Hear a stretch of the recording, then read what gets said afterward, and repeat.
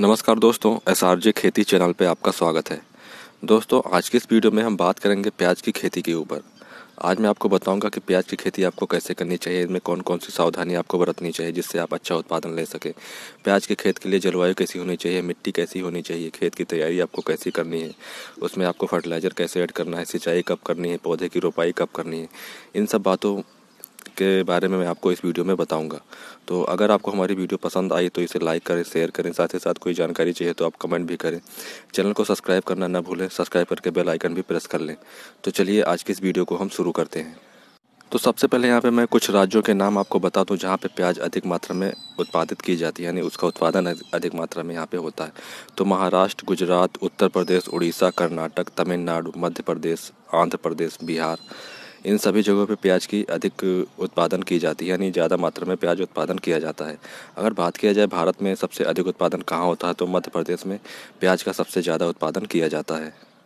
तो ये तो बात हो गई कि प्याज सबसे ज़्यादा कहाँ पे उत्पादित किया जाता है, यानी सबसे ज़्यादा इसका उत्पादन कहाँ पे किया जाता है। अब हम बात करेंगे जलवायु की कि प्याज को हम कौन सी जलवायु में लगा सकते हैं। तो दोस्तों, प्याज के लिए ना ही बहुत गर्म और ना ही बहुत ठंडी जलवायु होनी चाहिए, यानी जहाँ पे अधिक गर्मी होती है या जहाँ पे अधिक ठंडी होती है इसको यहाँ पे नहीं उगाया जा सकता है। अगर टेम्परेचर की बात की जाए तो 20 से 30 डिग्री टेम्परेचर होना चाहिए। फसल पकने की स्थिति में टेम्परेचर अगर थोड़ा ज़्यादा रहेगा तो बेहतर रहेगा। अब हम बात कर लेते हैं सॉइल की, यानी मिट्टी की, कि प्याज के खेत के लिए कौन सी मिट्टी सबसे उपयुक्त मानी जाती है। तो दोस्तों, प्याज के खेत के लिए बलुई दोमट मिट्टी और उपजाऊ दोमट मिट्टी, ये दोनों सबसे उपयुक्त मिट्टी मानी गई है जिसमें जीवाणु प्रचुर मात्रा में उपलब्ध हो।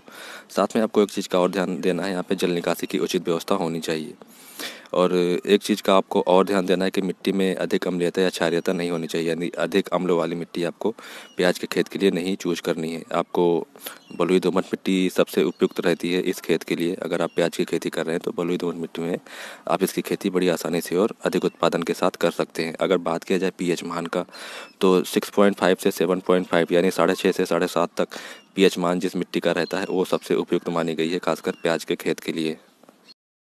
अब हम बात कर लेते हैं कि हमें अपना खेत कैसे तैयार करना है, यानी प्याज की बुआई के लिए हमें खेत की तैयारी कैसे करनी चाहिए। तो दोस्तों, सबसे पहले आपको मिट्टी पलटने वाले हल से अपने खेत की गहरी जुताई करवानी चाहिए। इसके बाद में आप 3-4 जुताई करवा दें, चाहे आपको कल्टीवेटर या हैरो से 3-4 बार जुताई करवा के इसमें पाटा लगवा दें। हर बार जुताई के बाद आपको इसमें पाटा लगवा देना है, जिससे आपकी मिट्टी भुरभुरी रहेगी और साथ में इसमें नमी भी बनी रहेगी। अगर नमी नहीं रहेगी तो जल्दी से उसमें कोई भी फसल ग्रो नहीं कर सकती है, तो नमी का भी होना बड़ी आवश्यक है। तो सबसे पहले आपको मिट्टी पलटने वाले हल से इसकी गहरी जुतवाई करवानी है। उसके बाद आपको 3 से 4 बार इसको कल्टीवेटर या हैरो से जुतवाई करवा के छोड़ देना है। इसके बाद में आप इसमें अपने फसल की रोपाई कर सकते हैं। अब हम बात करेंगे खाद की, यानी फर्टिलाइज़र की, कि हमें अपने खेत में कौन कौन सा फर्टिलाइज़र डालना है, खासकर प्याज के खेत में। तो दोस्तों, बुआई से लगभग 15 से 20 दिन पहले आपको उसमें गोबर की सड़ी हुई खाद डालनी है। आप जब भी गोबर की खाद डालें तो सड़ी हुई खाद ही खरीदें। अगर आप खरीद के डाल रहे हैं तो उसमें देख लीजिए कि गोबर की खाद सड़ी हुई है या नहीं सड़ी हुई। अगर सड़ी खाद डालेंगे तो फ़ायदे के बजाय वो आपके खेत को नुकसान ही पहुँचाएगी। तो आप कोशिश करें कि एकदम सड़ी हुई खाद, पुरानी से पुरानी खाद, आप गोबर की खाद अपने खेत में डालें। इसकी मात्रा आपको 25 से 30 टन रखनी होगी प्रति हेक्टेयर के हिसाब से। अगर कम भी हो जाती है 20 से 25 टन तो भी चलेगा, इतना मात्रा चल जाएगा। तो 20 से 30 टन के बीच में आप इसमें गोबर की खाद डाल सकते हैं प्रति हेक्टेयर के हिसाब से। अगर बात किया जाए नाइट्रोजन का तो आपको 50 केजी नाइट्रोजन, 50 केजी फास्फेट और 80 केजी पोटास प्रति हेक्टेयर आपको रोपाई से पहले इसको भी डाल देना है। यानी जब रोपाई आप करें उससे पहले ये सारी खादें आपको डाल देना है। रोपाई के बाद आपको लगभग 40 दिन बाद आपको 50 केजी नाइट्रोजन अपनी खड़ी फसल में डालना है। प्रति हेक्टेयर में सारे आंकड़े दे रहा हूँ। एक बार फिर से मैं आपको बता दूं, गोबर खाद आपको 20 से 30 टन प्रति हेक्टेयर, नाइट्रोजन आपको 50 किलो और फास्फेट आपको 50 केजी, 80 केजी आपको पोटास प्रति हेक्टेयर के हिसाब से रोपाई से पहले देना है। और रोपाई के बाद आपको 50 केजी नाइट्रोजन 40 दिन के बाद आपको देना है अपनी खड़ी फसल में। तो ये तो रही बात फर्टिलाइज़र की कि हमें अपने खेत में कौन कौन सा फर्टिलाइज़र डालना है। अब हम बात कर लेते हैं सिंचाई की।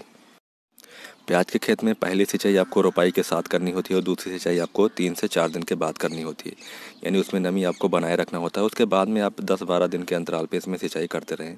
अगर मौसम ज़्यादा गर्म वाला है तो आप इसमें 7 से 8 दिन पे सिंचाई कर सकते हैं। अगर हल्की फुल्की नमी बनी रहती है तो आप 10-12 दिन पे प्याज के खेत में सिंचाई करते रहें। सिंचाई करने से पहले आपको इसको निराई गुड़ाई अच्छी करवा लेनी चाहिए, ताकि उसमें जो खरपतवार होते हैं वो निकल जाएँ। निराई गुड़ाई अगर आप करते रहेंगे समय समय पे तो प्याज की जो रूट्स यानी जड़ें होती हैं वो भी सही से विकसित होती हैं, उनमें हवा का प्रवेश हो जाता है और अच्छे से आपकी प्याज की ग्रोथ बढ़ जाती है। तो आप निराई गुड़ाई भी एक इम्पॉर्टेंट हिस्सा रहता है किसी भी प्लांट के लिए, यानी किसी भी खेत के लिए।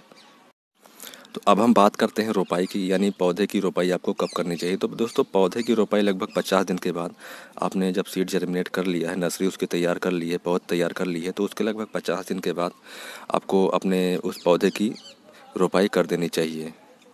खरीफ फसल के लिए रोपाई का जो उपयुक्त समय होता है वो होता है 20 जुलाई से अगस्त तक, यानी 20 जुलाई से आप पूरे अगस्त तक इसकी रोपाई कर सकते हैं। तो दोस्तों, ये कुछ जानकारी थी जो मैं इस वीडियो के माध्यम से आपको देना चाहता था।